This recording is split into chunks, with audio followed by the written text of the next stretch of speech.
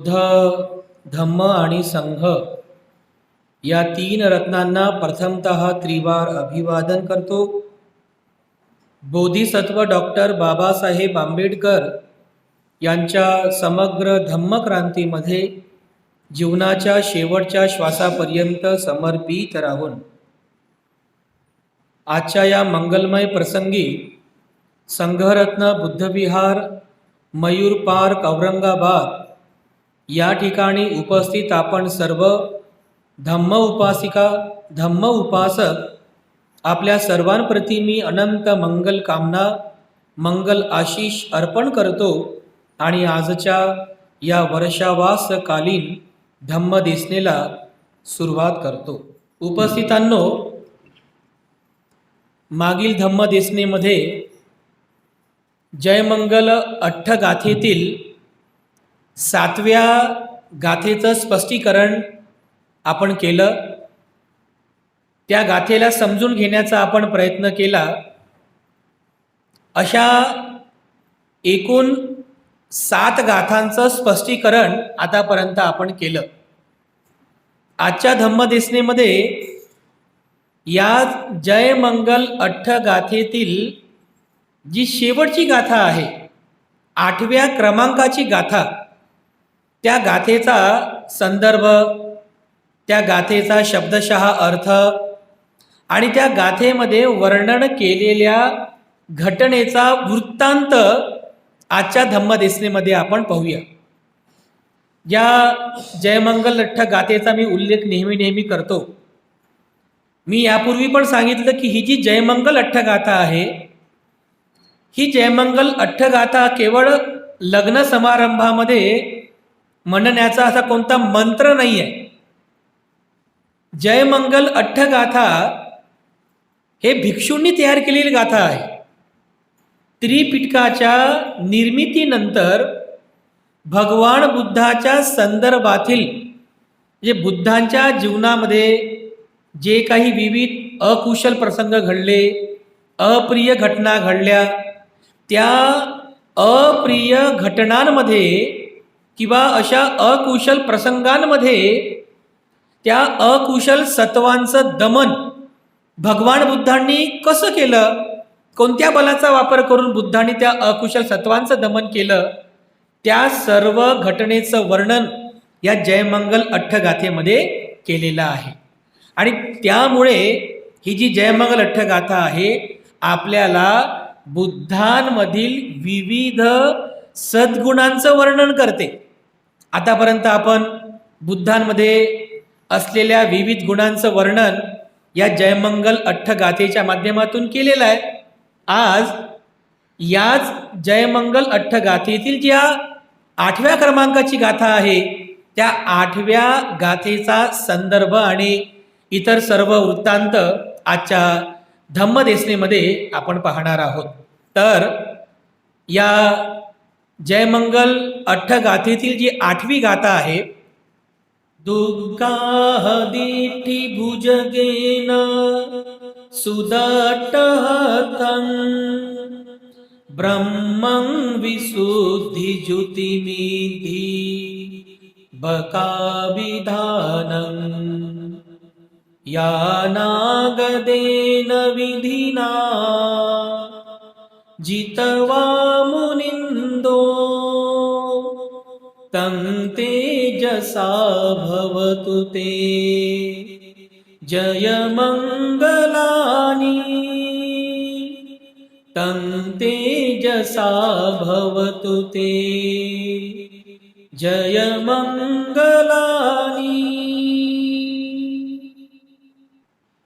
दुग्गाहदिठी भुजगेन सुदट्टहत्थं ब्रह्मं विशुद्धि ज्योतिमिद्धि बकाभिधानं यानागदेन विधिना जितवा मुनिन्दो तं तेजसा भवतु ते जयमंगलानि. या पाली गाथेतील शब्दांचा अर्थ तुम्हाला सांगतो, म्हणजे काय तुमच्या लक्षात येईल की या गाथेमध्ये कोणता संदर्भ आहे किंवा कोणत्या घटनेचं वर्णन केलेलं आहे. दुग्गाहदिठी भुजगेन दुग्गा ह दिठ्ठी हा जो शब्द आहे दोन शब्दांचा एक शब्द बनलेला आहे. दुग्गाह आणि दिठ्ठी. दुग्गाह म्हणजे दुराग्रह. मराठीमध्ये बघा आपण म्हणतो दुराग्रह. दुराग्रह म्हणजे एखादा व्यक्ती असतो की जो चुकीची धारणा स्वीकार करतो, चुकीचं मिथ्या दृष्टी धारण करतो, आहे की नाही. म्हणजे त्याला त्या संदर्भात काहीही माहिती नसतं, परंतु तो तशा प्रकारची धारणा करून बसतो. मिथ्या दृष्टी ज्याला म्हणतात, अंधदृष्टी म्हणतात, मिथ्या दृष्टी म्हणतात, दुराग्रह बाळगणे मनामध्ये. तर दुग्गह दिठ्ठी, दिठ्ठी म्हणजे दृष्टिकोन, दिठ्ठी म्हणजे डोळे, पण हे डोळे नाही. कोणते डोळे? दृष्टिकोन. म्हणजे चुकीची दृष्टी वापरणे, चुकीचा दृष्टिकोन ग्रहण करणे. दुग्गाह दिठ्ठी म्हणजे चुकीची धारणा ग्रहण करणारा. आलं लक्षात? मिथ्या दृष्टी धारण करणारा.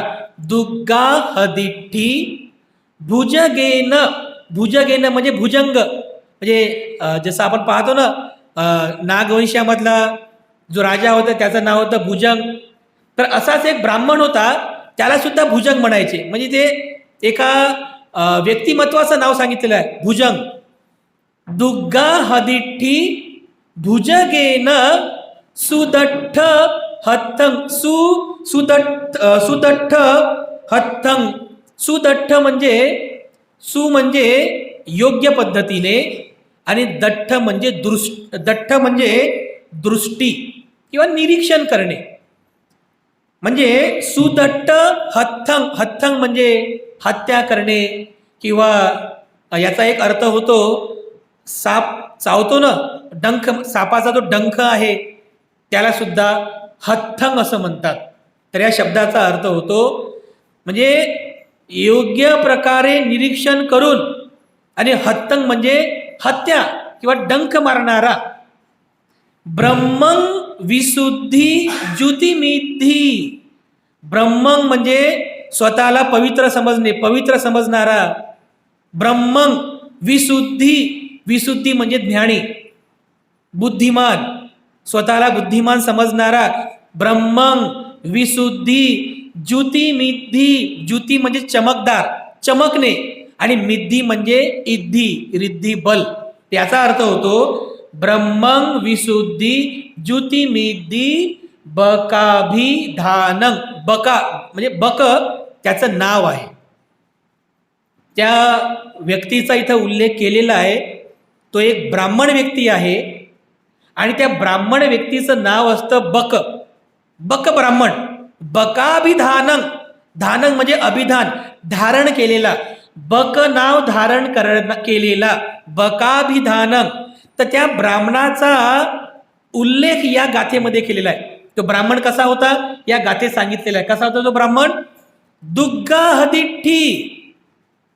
दुग्गाह दिठ्ठी म्हणजे दुराग्रह बाळगणारा, मिथ्या दृष्टी बाळगणारा. दुग्गाह दिठ्ठी. भुजगेन सुदट्ठ हत्थं. हत्थं म्हणजे हत्या करणे किंवा डंख मारणे. तर याचा अर्थ असा होतो की मिथ्या दृष्टी धारण केलेल्या सापाने डंख मारल्यासारखा. म्हणजे जसं एखादा साप डंख मारतो ना, साप जेव्हा चावतो, डंख मारतो, तर त्याचा जे जहर आहे ते पूर्ण शरीरामध्ये कसं पसरते? लवकर पसरते. तर त्याप्रमाणे मिथ्या दृष्टी धारण केलेला हा ब्राह्मण, ब्रह्मन, स्वतःला ब्रह्म समजायचा, स्वतःला ब्रह्म समजायचा. ब्रह्मं म्हणजे मी पवित्र आहे, मी पवित्र आहे. ब्रह्मं विशुद्धी. विशुद्धी म्हणजे ज्ञान, बुद्धिमान, स्वतःला जो बुद्धिमान समजायचा. ब्रह्मं विशुद्धी ज्युतिमिद्धी. ज्युती म्हणजे चमकदार, चमकणे. कशामुळे? जे कोणी रिद्धिबल संपन्न असतात, जसे भगवान बुद्ध होते रिद्धिबल, तर जे रिद्धिबल संपन्न असतात ते रिद्धिबलामुळे त्यांचं शरीर चमकते. इतर सामान्य लोकांमध्ये जरी गेले तरी त्यांचं जे व्यक्तिमत्व आहे ते चमकदार दिसते, आकर्षक दिसते. तर याला पण तसंच वाटायचं. कुणाला? बकाभिधानक. बक नाव धारण केलेला हा ब्राह्मण होता. बक ज्याचं नाव, बक ना त्याचं नाव होतं बकाभिधानक. तर याचा उल्लेख केलेला या गाथेमध्ये की हा मिथ्या दृष्टी धारण केलेला होता. त्यानंतर हा स्वतःला ब्रह्म समजायचा, हा स्वतःला बुद्धिमान समजायचा, हा स्वतःला रिद्धिबल संपन्न समजायचा. कोण? बकाभिधानक. असा हा बक नावाचा ब्राह्मण किंवा बक नाव धारण केलेला. तर या बक नाव धारण केलेल्या ब्राह्मणाचं दमन केलं भगवान बुद्धांनी. कसं दमन केलं? याना गदेन विधिना. याना गदेन विधिना. गदेन म्हणजे गदा. गदा एक शस्त्र आहे, ते गदा. जसं गदा बलशाली असते ना, गदा गदा कशाचं प्रतीक आहे? बलाचं प्रतीक आहे. याना गदेन, याना म्हणजे ज्ञान. भगवान बुद्धांनी त्यांच्या ज्ञानबलाने याना गदेन विधिना जितवा मुनिंदो, त्याला जिंकलं, त्याचं दमन केलं. त्याच ज्ञानबलाच्या तेजाने तम तेजसा भवतु ते जयमंगलाने. त्या ज्ञानबलाच्या तेजाने तुमचं जयमंगल कल्याण. तर असा हा या पाली गाथेचा शब्दशः अर्थ आहे. तर या गाथेचा अर्थ असा होतो की मिथ्या दृष्टी धारण केलेला, त्यानंतर स्वतःला बुद्धिमान समजणारा, स्वतःला शुद्ध समजणारा, त्यानंतर स्वतःला वृद्धिबल संपन्न समजणारा असा बक नावाच्या ब्राह्मणाला आपल्या ज्ञानबलाने भगवान बुद्धांनी जिंकलं. त्याच ज्ञानबलाच्या तेजाने तुमचं जय मंगल कल्याण हो. तर या बक ब्राह्मणाचा उल्लेख या गाथेमध्ये केलेला आहे. तर बक नावाचा एक ब्राह्मण होता भगवान बुद्धांच्या काळामध्ये. आणि ही गाथा जरी त्रिपिटकामध्ये उल्लेखित नाही आहे, पण या गाथेत सांगितलेली ही जी घटना आहे, या घटनेचा उल्लेख पाली त्रिपिटकामध्ये वाचायला मिळतो. कारण पाली त्रिपिटक हे मूळ ग्रंथ आहे बौद्ध धम्माचे. तर सगाथवग्ग संयुक्त निकाय म्हणजे नावाचा ग्रंथ आहे त्रिपिटकामध्ये, संयुक्त निकाय. या संयुक्त निकाय ग्रंथामध्ये वेगवेगळे वर्ग केलेले आहेत. त्यापैकी एका वर्गाचं नाव आहे सगाथवग्ग. आणि त्या सगाथवग्गामध्ये ब्रह्मसंयुक्त नावाचं एक सुत्त आहे. त्या सुत्तामध्ये या घटनेचं वर्णन केलेलं आहे. म्हणजे हा संदर्भ सुद्धा आपल्याला माहीत असला पाहिजे. तर अशा प्रकारे त्या ब्रह्मसंयुक्तामध्ये या बक ब्राह्मणाचा उल्लेख केलेला आहे. ही घटना कशी आहे त्या घटनेचा वृत्तांत या सुत्तामध्ये आपल्याला पाहायला मिळतो. तर असं म्हटलेलं आहे की म्हणजे भगवान बुद्धांच्या काळामध्ये असे एकूण 6 ब्राह्मण होते की जे अतिशय विद्वान होते. 6 ब्राह्मणांच्या नावाचा उल्लेख आहे या सुत्तामध्ये. 6 ब्राह्मण. तर त्यापैकी एक ब्राह्मणाचं नाव आहे सहमपती ब्राह्मण, संतकुमार ब्राह्मण, घटिकार ब्राह्मण, तुदू ब्राह्मण, सुब्रह्म ब्राह्मण आणि ज्याचा उल्लेख आपण करत आहोत तो बक ब्राह्मण. अशा 6 ब्राह्मणांचा उल्लेख या ब्रह्मसंयुक्तामध्ये केलेला आहे. आणि असं पण सांगितलेलं आहे की हे सगळेचे सगळे ब्राह्मण हे अहंकारी होते. म्हणजे यांना स्वतःच्या ज्ञानाचा अहंकार होता, गर्व होता. त्यामुळे ते इतरांना कमी लेखायचे. परंतु भगवान बुद्ध हे सर्वज्ञ होते. भगवान बुद्धांनी या 6 ब्राह्मणांपैकी 5 ब्राह्मणांचं दमन अगोदरच केलं होतं. 5 ब्राह्मणांचं दमन अगोदरच केलं होतं. पण त्या बक ब्राह्मणाला माहीत नव्हतं की माझ्यापूर्वी यांनी बाकी ब्राह्मणांचं पण दमन केलेलं आहे. याच्यामध्ये गर्व तसाच होता, अहंकार होता, मिथ्या दृष्टी धारण करणारा होता. तर मग या बक ब्राह्मणाचं सुद्धा निरीक्षण भगवान बुद्ध करतात. एकदा श्रावस्तीमध्ये जेतवनात भगवान बुद्ध विहार करीत असताना भगवान बुद्ध निरीक्षण करतात. सकाळच्या प्रहरामध्ये जसं मी तुम्हाला अगोदर सांगितलं की भगवान बुद्ध झोपेतून उठल्यानंतर अगोदर करुणा समपत्ती नावाचं ध्यान करायचे. म्हणजे त्या ध्यानामध्ये ते संपूर्ण मानव जातीबद्दल करुणा उत्पन्न करायचे. करुणा. आणि करुणा म्हणजे काय? करुणा म्हणजे एखाद्या दुखी, पीडित, कष्टी व्यक्तीबद्दल मनामध्ये जो भाव उत्पन्न होतो की याचं दुःख कमी झालं पाहिजे, याचा रोग नष्ट झाला पाहिजे, याचं कष्ट नष्ट झालं पाहिजे, हा सुखी झाला पाहिजे, अशी जी भावना चित्तामध्ये उत्पन्न होते त्याला म्हणतात करुणा. समजलं? तर भगवान बुद्ध चिंतन करीत असतात सकाळच्या प्रहरामध्ये की आता कोण आहे असा दुःखी व्यक्ती कोण आहे, असा मिथ्या दृष्टी धारण करणारा, असत्य मार्गाचं आचरण करणारा असा कोण आहे.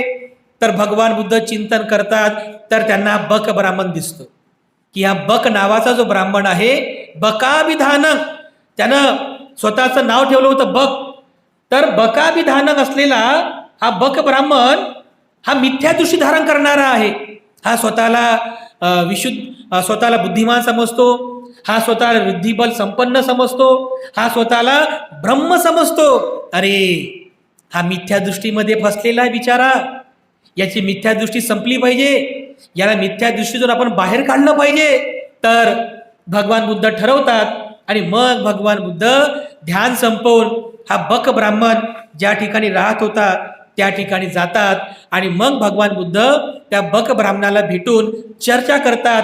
तेव्हा हा बक ब्राह्मण भगवान बुद्धांना त्याचं तत्वज्ञान सांगतो. म्हणजे त्या बक ब्राह्मण त्याचं तत्वज्ञान सांगतो. तो काय म्हणतो की भगवान, माझा असा विश्वास आहे की हे सगळं जग नित्य आहे. भगवान बुद्ध काय म्हणतात? अनित्य आहे. हा काय म्हणतो की हे सगळं जग नित्य आहे, स्थिर आहे, हे सगळं अशाश्वत आहे, म्हणजे स्टेबल आहे, काही बदलत नाही. इथेच माणूस मरतो, इथेच जन्म घेतो, याच ठिकाणी मरतो.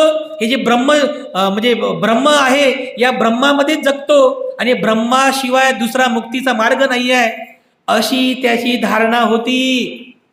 आता आपण बघितलं ना, भगवान बुद्ध काय म्हणतात की सगळं अनित्य आहे, सगळं बदलत जाणारं आहे, सगळं नाशिवंत आहे. पण याचं सगळं उलटं काम होतं. हा म्हणायचा की सगळं नित्य आहे, सगळं स्थिर आहे, सगळं अशाश्वत आहे, सगळं शाश्वत आहे, म्हणजे काहीही बदलणारं नाही आहे. असा जेव्हा तो दृष्टी धारण करतो तेव्हा भगवान बुद्ध त्याला म्हणतात की अरे ब्राह्मणा, तू जे सगळं म्हणतोस की सगळं नित्य आहे, सगळं शाश्वत आहे, सगळं स्थिर आहे, याच ब्रह्मामध्ये जन्म येतो, याच ठिकाणी मरतो, हाच मुक्तीचा मार्ग आहे. तर हे अनुभूतीच्या स्तरावर तू जाणलं का? अनुभूतीच्या स्तरावर म्हणजे काय? तुला त्याची अनुभूती आली का?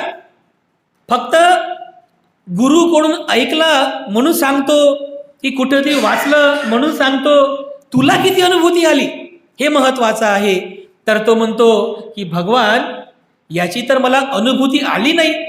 म्हणजे याला कोणती अनुभूती नाही आहे की खरंच जग नित्य आहे का, अनित्य आहे का, की शाश्वत आहे की अशाश्वत आहे, याची किंचितही थोडी सुद्धा त्याला अनुभूती नव्हती. फक्त बोलायचा आणि त्यामुळे त्याने स्वतःची दृष्टी अशी धारण केली की सगळं स्थिर आहे, सगळं नित्य आहे, सगळं नित्य आहे, सगळं शाश्वत आहे. तर तो म्हणतो की भगवान, याची तर मला अनुभूती नाही आहे. मग भगवान बुद्ध म्हणतात की अरे बक ब्राह्मणा, ज्या तत्वाची, ज्या गोष्टीची अनुभूती तुला नाही आहे, तर तू विश्वासानं हे कसं सांगू शकतो की हे जग नित्य आहे, हे जग स्थिर आहे, हे शाश्वत आहे आणि ब्रह्मच मुक्तीचा मार्ग आहे, हे विश्वासानं कसं सांगू शकतो? तर तो म्हणतो की आमच्या ब्राह्मण युगामध्ये, आमच्या ब्राह्मण संयुक्तामध्ये हेच सांगितलेलं आहे, त्यामुळे मी विश्वासानं सांगतो. तो म्हणतो. तेव्हा भगवान बुद्ध म्हणतात, भगवान बुद्ध सर्वज्ञ असतात, त्याच्या चित्तामध्ये जे पुढच्या व्यक्तीच्या चित्तामध्ये काय आहे, त्याची चित्त अवस्था कशी आहे, त्याची मानसिकता कशी आहे, हे भगवान बुद्ध जाणायचे. तर भगवान बुद्ध म्हणतात की अरे बक ब्राह्मणा, केवळ तुझे गुरु सांगतात म्हणून हे स्वीकार करू नये. स्वतःच्या अनुभूतीवर आपण हे जाणलं पाहिजे. मी या गोष्टीची अनुभूती घेतली. जोपर्यंत मला बुद्धत्वाचं ज्ञान प्राप्त झालं नव्हतं, जोपर्यंत मी हे ज्ञान प्राप्त केलं नव्हतं, तोपर्यंत माझी सुद्धा अशीच धारणा होती की हे जग नित्य आहे, हे जग शाश्वत आहे, हे जग स्थिर आहे आणि ब्रह्मच हा मुक्तीचा मार्ग आहे. परंतु जेव्हा मी ज्ञान प्राप्त केलं, जेव्हा मी दुःखमुक्तीचं सत्य ज्ञान प्राप्त केलं, तेव्हा मात्र माझी धारणा बदलली. तेव्हा मी माझी धारणा बदलली की अरे हे जग नित्य नाहीये, हे जग स्थिर नाहीये, हे जग अनित्य आहे. अनित्य म्हणजे काय? बदलत आहे, स्थिर नाहीये काहीच, कोणतीच गोष्ट, सगळं बदलत आहे, हळूहळू हळूहळू सगळं अनित्य आहे, अशाश्वत आहे, अस्थिर आहे. कोणतीच गोष्ट या ठिकाणी नित्य नाही आहे, शाश्वत नाही आहे, स्थिर नाही आहे, सगळं बदलत आहे. आपलं शरीर सुद्धा बदलत आहे की नाही? स्थिर आहे का आपलं शरीर? नाही.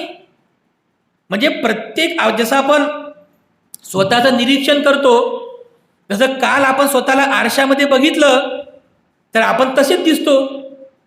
आज जेव्हा आपण आरशामध्ये बघतो तरी आपण तसेच दिसतो. आपल्याला वाटते काल मी जसा होतो आजही मी तसाच आहो, पण तसं नाही ना. 24 तास उलटून गेले.